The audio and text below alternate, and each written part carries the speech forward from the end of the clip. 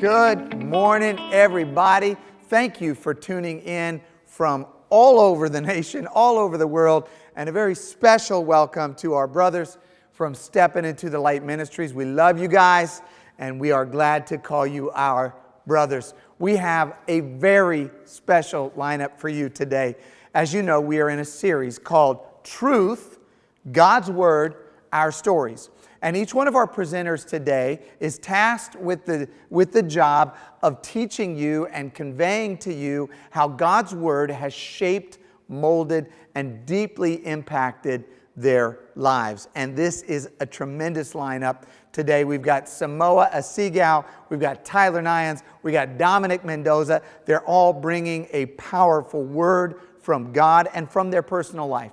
And I pray that today's episode, today's session, today's messages will speak deeply into your heart. So take a moment, settle your heart, get rid of all distractions, and focus on what God has got for you today. Amen.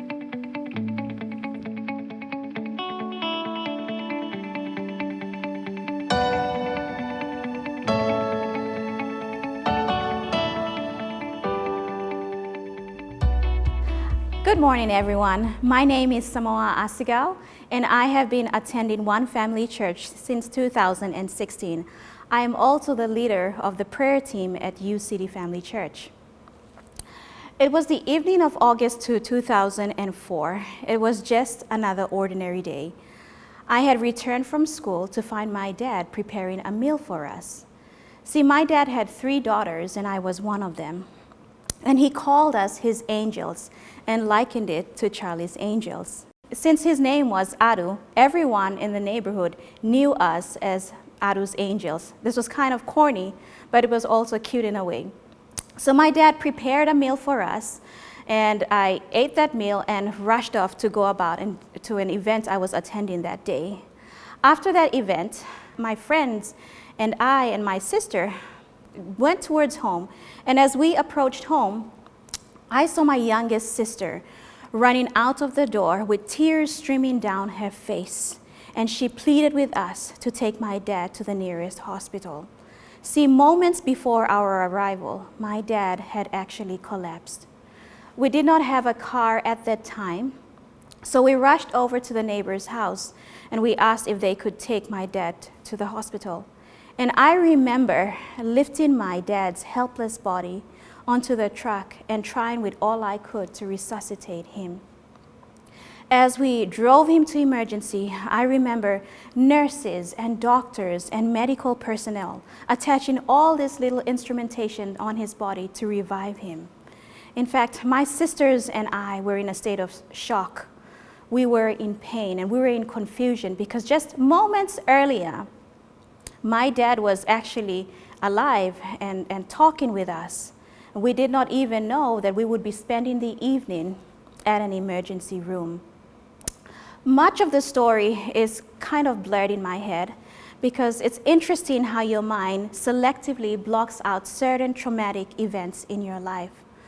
What I can remember, though, is that as this chaos was going on all around us, I remember my sisters and I standing beside my dad's bedside and crying out to God with every ounce of desperation, crying out in anguish to bring my dad back to us again. See, have you ever been in a similar situation like what I just described, where you're in pain and anguish and hopelessness and you just don't know what to do? Have you ever been in a situation where you have cried so much that it in fact gives you a headache, or you have literal pains in your chest, or you feel that you have cried so much that you could actually be sick? Now, these moments of deep anguish and despair and grief can be from experiences in our life when we lose our loved one, for instance, or when we go through a breakup because there was infidelity or trust issues involved. It could be from a diagnosis of a serious illness, or it could be from hearing from the doctor that you could never bear a child. In other situations, these experiences could be from losing a job, or even experiencing financial difficulties, or experiencing uncertainty in the future. For others, These experiences could be from experiencing bullying or abuse in all forms, or being a part or observing social injustice that is currently occurring right now. So we ask ourselves, what do you do in moments of great distress? What do you do in moments of great pain and anguish? I would like to share to you today a few stories from the Bible of people who went through times of great pain and distress. In the book of Samuel, we meet the character of Hannah. Hannah was married to Elkanah. Elkanah had two wives, in fact, Peninnah and Hannah. Peninnah had children. Hannah had no children, and this caused Hannah so much grief. The inability to not bear children or have any kids actually caused her so much distress. And that not only caused her distress, but Peninnah actually taunted Hannah. So Hannah was also bullied. Every year, Hannah and her husband would go to the house of the Lord, and they would offer sacrifices to the Lord. And Hannah spent moments and times even just crying out to the Lord to hear her prayer on giving her a child. In fact, Scripture says that she cried inconsolably. She was in so much distress. She cried so much that she probably lost her voice at that time. She even cried so much that she didn't even have tears. And Scripture says that when Eli was actually observing her, he noticed that her lips were moving, but her voice was not heard. And he actually thought that she was drunk. She wasn't drunk. She was a woman with a despairing spirit and kept pouring her heart out to the Lord every time she visited the house of the Lord. And the story ends beautifully as God heard her plea and gave her a child by the name of Samuel. In Psalms 34, verse 15, it says, "The eyes of the Lord are on the righteous, and his ears are attentive to their cry." Many of us don't want others to see us cry, and we put on this strong front to show everyone that we're okay. Well, let me encourage you that God sees your cries, he hears your cries, even when they're done in secret or behind closed doors. Your cries are just as loud and audible, even when you cannot even speak a word. Just like Hannah, God knows your pain. He sees your disappointment and your hurt. And whenever you cry out to him, he rushes to your side, ready to minister to you and comfort you and bring you peace, because he loves you dearly. Another story in Mark 10 is of blind Bartimaeus. When Bartimaeus heard that Jesus was leaving Jericho, the city where Bartimaeus was from, he began to cry out, saying, "Jesus, Son of David, have mercy on me." When the crowd heard Bartimaeus call, they rebuked him and they commanded him to be still. But this caused Bartimaeus to cry out even louder. And Jesus heard his prayer. He actually stood still and commanded him to come forward, and he healed him. In this story, crying out refers to speaking audibly with great emotion concerning an urgent need, and being unashamed to express your deepest anguish and despair and grief to God. Just like Bartimaeus, you do not have to let outside forces, whether it be people or social media or society or the pressure of trying to hold it together, discourage you from being vulnerable and crying out to God. In fact, God invites us to use this form of prayer to communicate that we desperately need his mercy.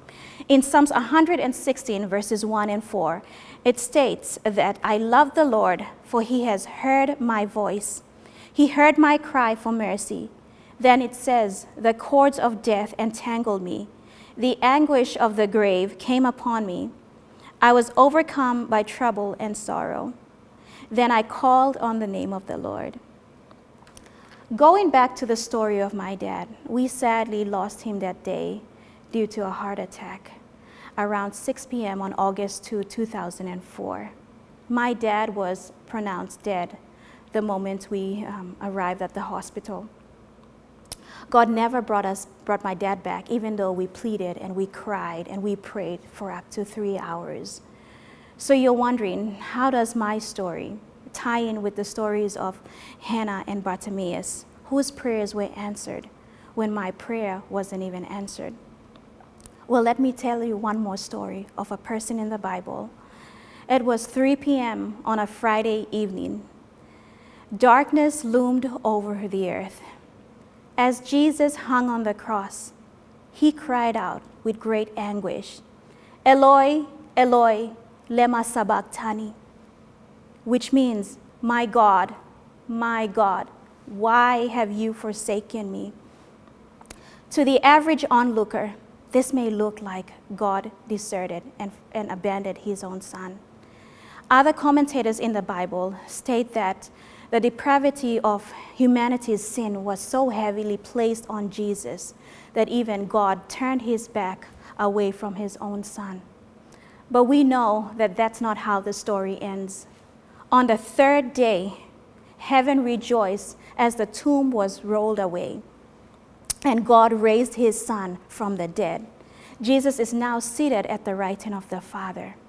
See, God not only raised his son from the dead, but he also gave him a name that is above every name, and that every knee will bow in heaven, on earth, and every tongue will confess that Jesus Christ is Lord. See, even though we lost my dad on August 2, 2004, I know that the story does not end there. Just like Jesus' story, even death could not stop the power of God from working, and I know that one day I will be reunited with my dad in glory, and the only tears that are shed are ones of joy. This is the comfort and the hope that I have in Jesus, and the fact that I am here telling you this story is testament of God's grace, God's goodness, God's faithfulness, and his mercies.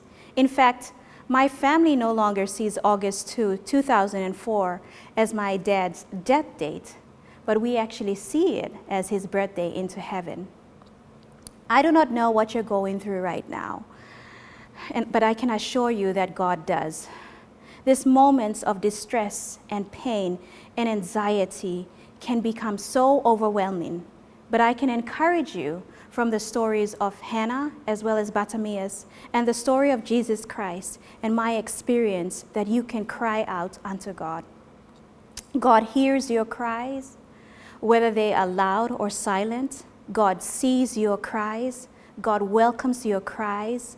God empathizes with your cries. And when you cry out unto God, your tears become so precious to him that you invite his power into any situation that you are currently experiencing. See, what would it be like if we truly embrace a life of crying out to God? I believe that we would truly remain humble, acknowledging our dependence on God, and we would recognize that true healing, peace, and comfort are from the Lord. Crying out to God would also enlarge the capacity of our hearts to receive his goodness and mercy and strength, especially in those times of despair, but it would also allow us to give that to a world that desperately needs it. So that is my encouragement for you today.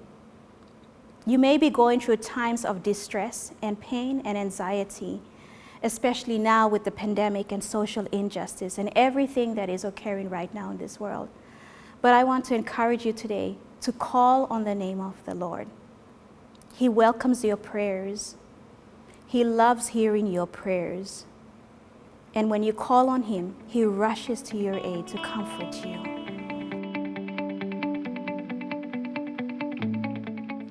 Wow. I am so thankful for the powerful message from Samoa Asigau. I want to introduce next to you our production/student pastor, Tyler Neyens.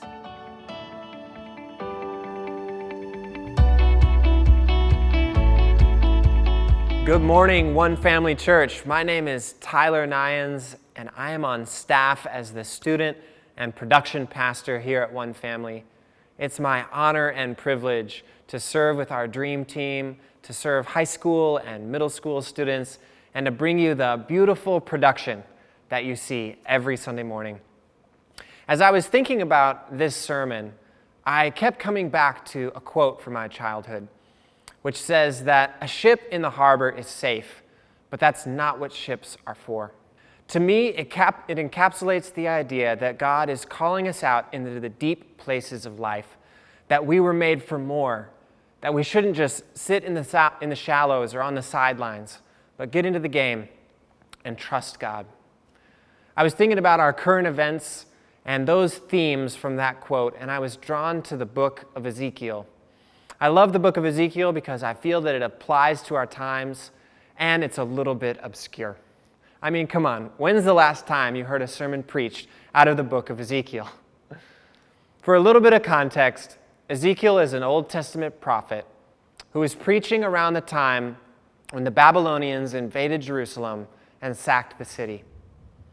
It's crazy because they took a bunch of the people and carried them off into exile, leaving only a small remnant in Jerusalem. Ezekiel was among the people who were taken off into exile. And so he was preaching to these people whose whole worlds had been turned upside down, and they were in deep trouble.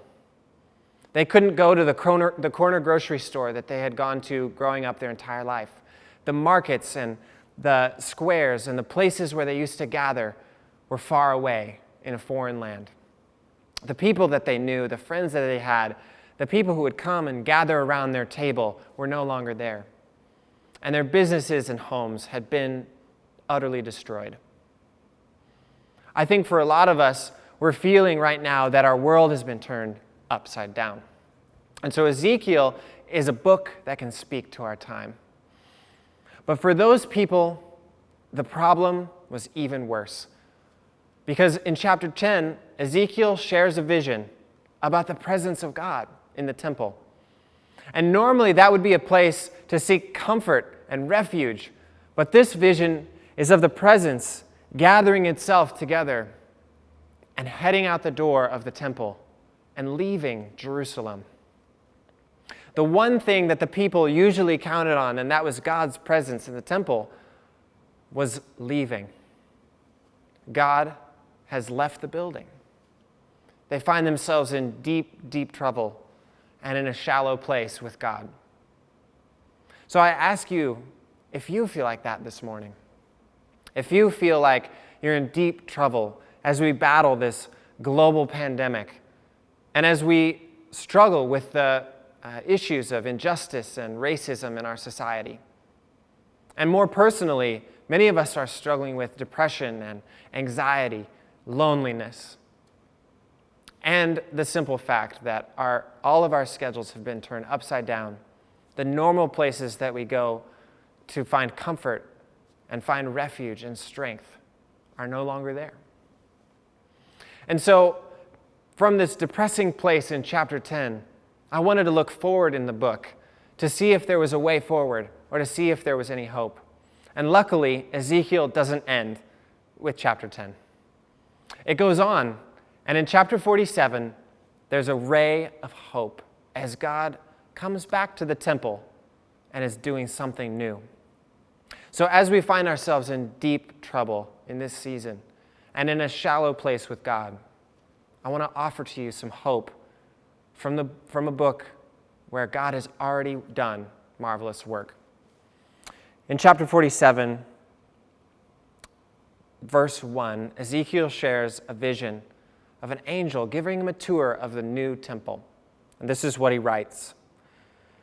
The angel brought me back to the entrance of the temple, and I saw that there was water coming out from underneath the threshold. As the angel went eastward with a measuring line in his hand, he measured off 1,000 cubits, which would be about 1,500 feet. And then he led me through water that was ankle deep. He measured off another 1,000 cubits and led me through water that was knee deep. He measured off another 1,000 and led me through water that was waist deep. He measured off another 1,000, but now it was a river that I could not cross because the water had risen and was deep enough to swim in. A river that no one could cross. I want to draw out 3 principles for you this morning.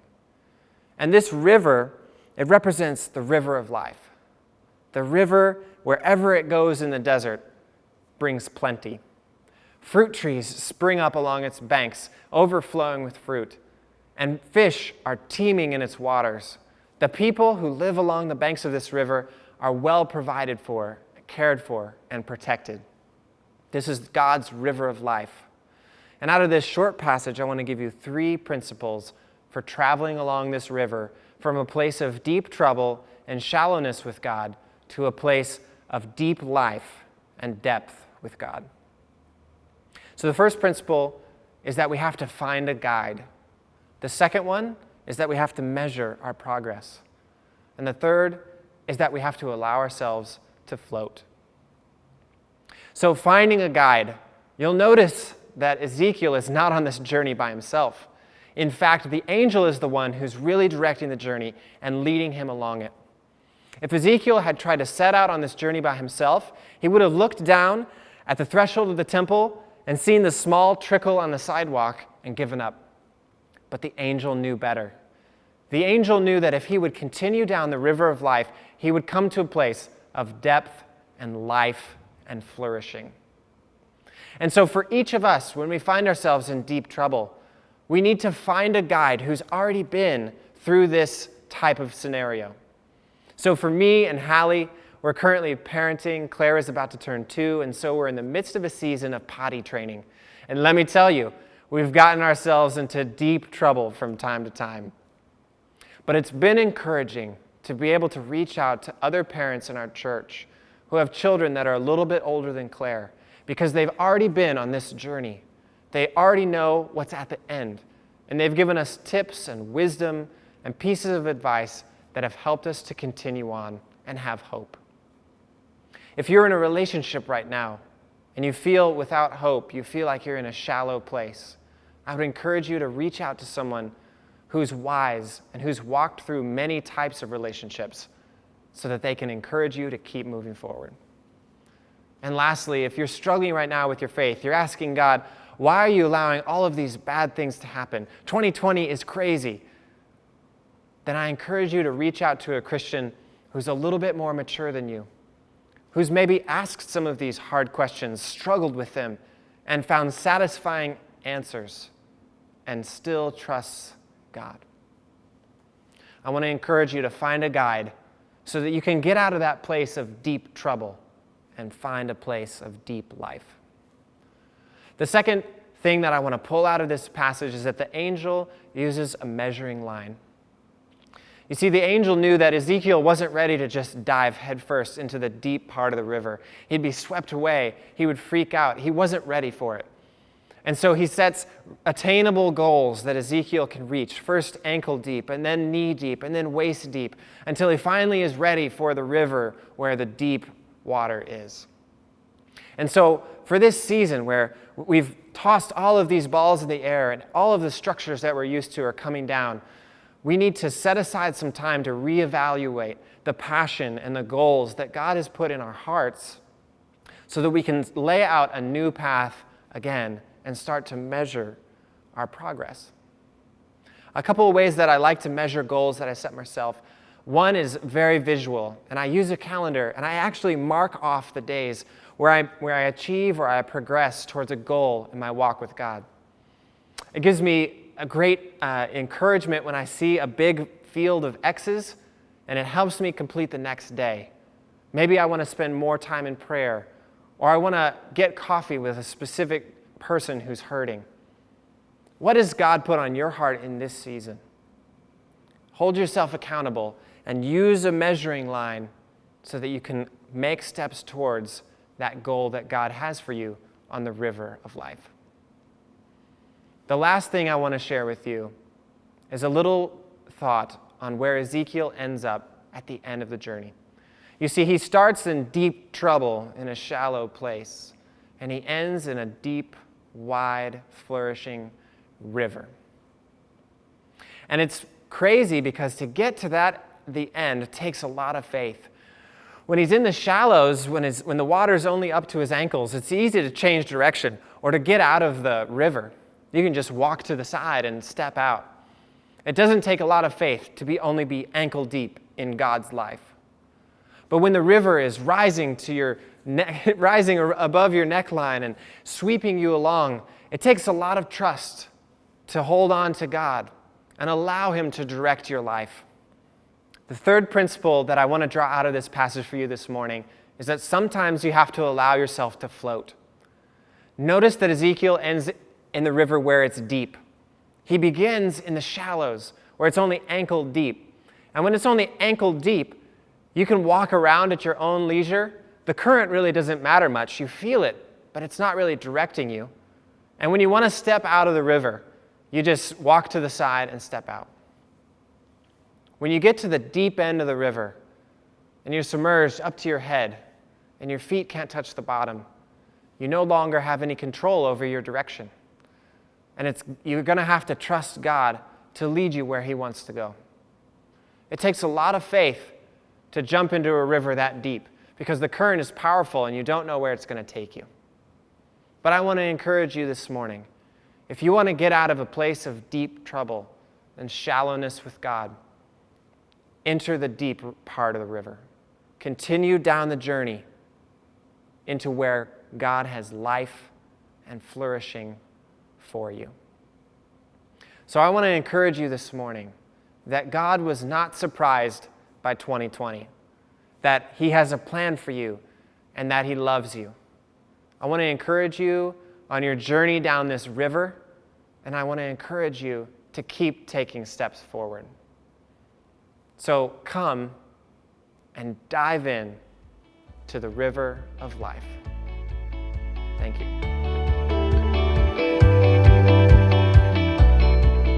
Thank you, Tyler Neyens, for bringing that word to us today. And our last presenter today is Dominic Mendoza. Dominic is one of our worship leaders here. Take a moment, clear distractions, and focus in on a word from Dominic Mendoza.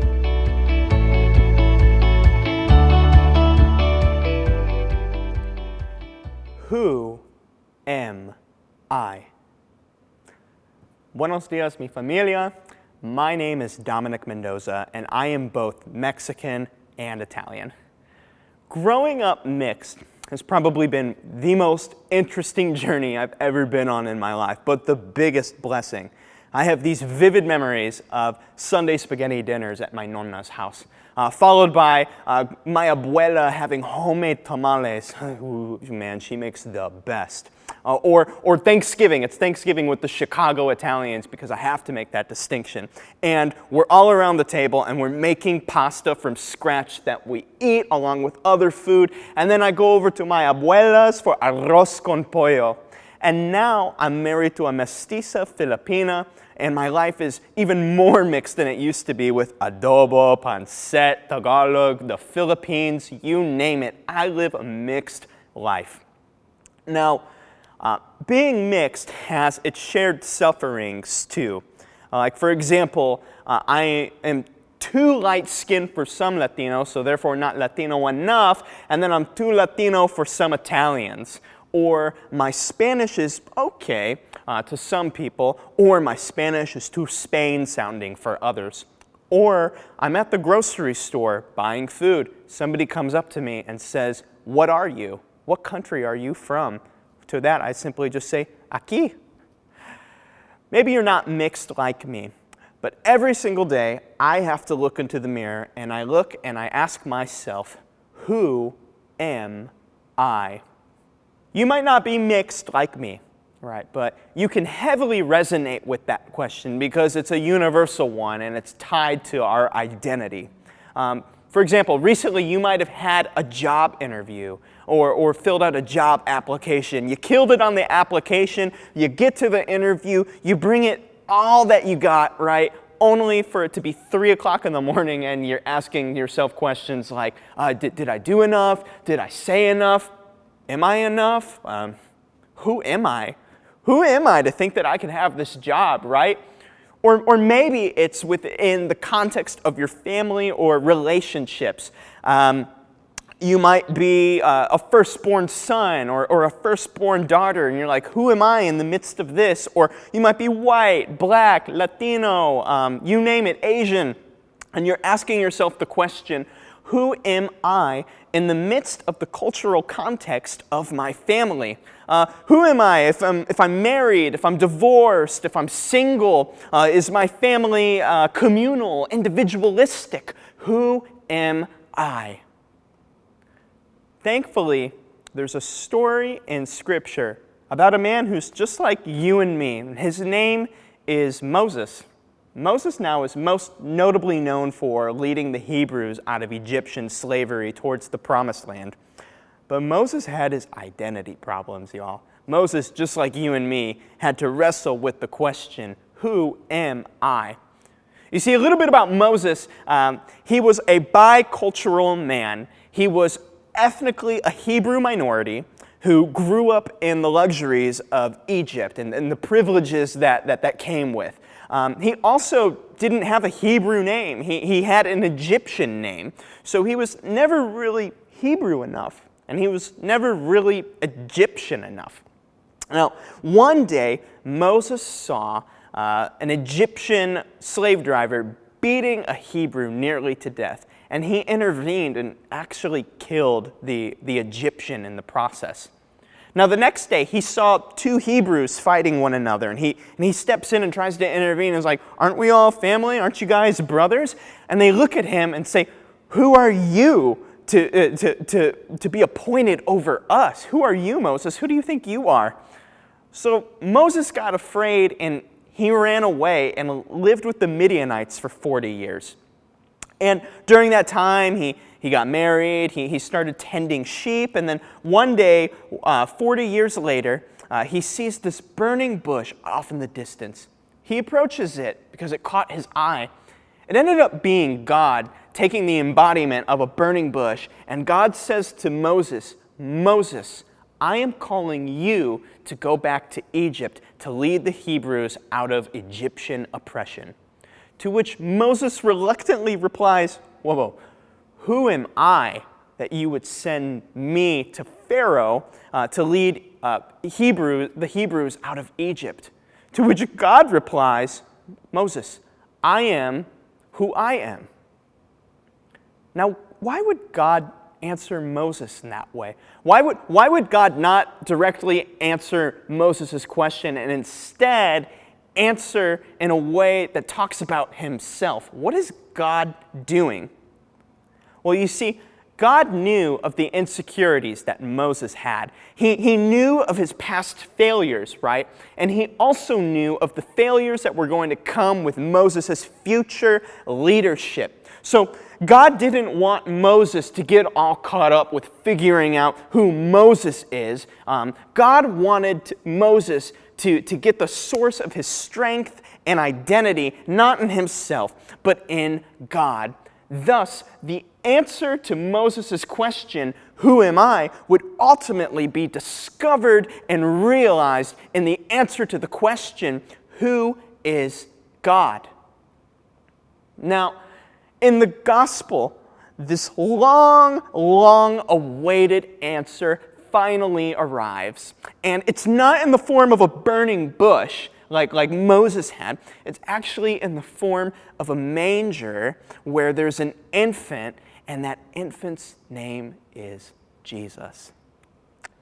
Now, this Jesus, being fully God and fully man, knew that you and I would have the same question, and we needed to know who God is, right? And so just as God said to Moses, I am who I am, Jesus walked amongst us and said things like, I am the resurrection and the life. I am the good shepherd. I am the vine. I am more than enough for you. Basically, what Jesus was saying, whatever you need, I am. I got it, y'all. I am who I am. So maybe you're wrestling with questions like ethnic identity like me. Maybe it's the job application or job interview scenario. Maybe you're trying to find your place in your family right now. You don't know really all these shifting things to navigate through. Jesus is looking to you today and saying, don't neglect those things, mijo, but rather bring them to me. Don't make them the source of your strength and identity. Look to me. Let me be the source of your strength. Let me shower you with mercy, grace, love, justice, truth, whatever you need, and then some more. find your identity in me when you look to me and ask me, who are you, God? When Jesus went to the cross, he stretched out his arms and he said to humanity, here I am. Hermanos y hermanas, today, ahora, I invite you to bring the complexity of your identities that you are holding and bring them to the feet of Jesus and ask God, who am I? Who am I, God? But I want you to expect for God to reply to you, primero, mijo, mija, sit down. Let me tell you who I am. Segundo, let me tell you who you are in me.